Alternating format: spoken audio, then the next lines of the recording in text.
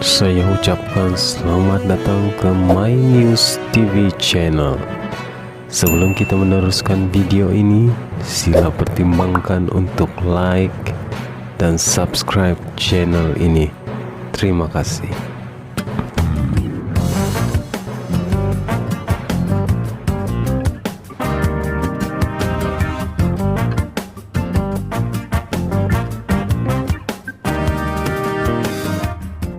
Salam sejahtera, salam Malaysia Madani. Terima kasih untuk 366 subscribers, kiranya kita diberikan kesihatan yang baik dan dimurahkan rezeki oleh Dia Yang Maha Kuasa. Amin. Info hangat hari ini, KJ pertimbang gandingan Airi, Rafizi dan Nurul Izzah. Januari 31, 2023 pukul 9.12 pagi. Info penuh. Kuala Lumpur, Khairi Jamaluddin mengaku sudah dihubungi Perikatan Nasional (PN) serta Pakatan Harapan (PH) berhubung kemungkinan untuk beliau menyertai parti berkenaan selepas dipecat daripada UMNO pada Jumaat lalu. Bagaimanapun, bekas Ketua Pemuda UMNO itu enggan membuat keputusan terburu-buru, sebaliknya mahu mengambil masa selama beberapa minggu atau hingga 2-3 bulan sebelum menentukan sama ada memasuki parti sedia ada, menubuhkan parti baharu atau berehat daripada politik untuk seketika. Antara pertimbangan bekas ahli Parlimen Rembau itu ialah meneliti aspirasi dan hala tuju beberapa parti yang menjadi musuh politiknya selama ini, selain meneliti kemungkinan bertanding dalam pilihan raya negeri PRN akan datang. Buat masa ini, pelbagai pihak telah menghubungi saya, daripada kedua-dua belah pihak. Saya mengambil sikap berjumpa dan mendengar semua pihak. Saya pun 23 tahun dalam UMNO. UMNO lah yang saya kenal, saya tidak kenal parti lain. Jadi, saya pun nak memahami dengan lebih mendalam apa aspirasi parti masing-masing. Setelah saya mendengar semua pandangan, barulah membuat keputusan sama ada saya masuk parti sedia ada atau membuat parti baharu atau saya berehat untuk seketika. Saya tidak mahu terburu-buru membuat keputusan. Mengenai PRN, saya rasa ia pun akan mengambil masa antara 2 hingga 4 bulan lagi. Kalau itu garis masanya, tidak perlu saya membuat keputusan hari ini atau minggu depan, katanya dalam satu temu bual di pejabat beliau, di sini, semalam.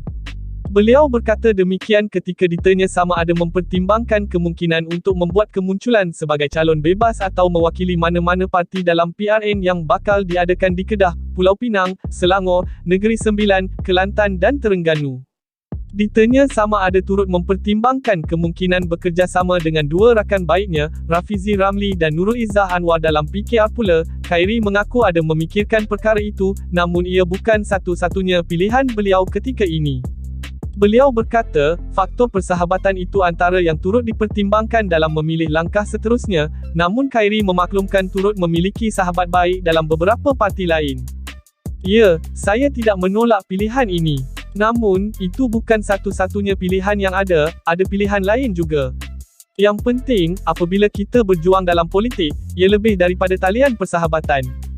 Talian persahabatan itu mungkin akan menjadi perkiraan saya tetapi perkiraan lebih besar ialah soal hala tuju parti berkenaan, dan sama ada saya percaya hala tuju itu sama dengan hala tuju saya sebagai orang politik, katanya yang juga tidak menolak kemungkinan untuk berehat seketika daripada politik kerana turut mendapat pelbagai tawaran daripada dunia sukan, korporat dan akademik.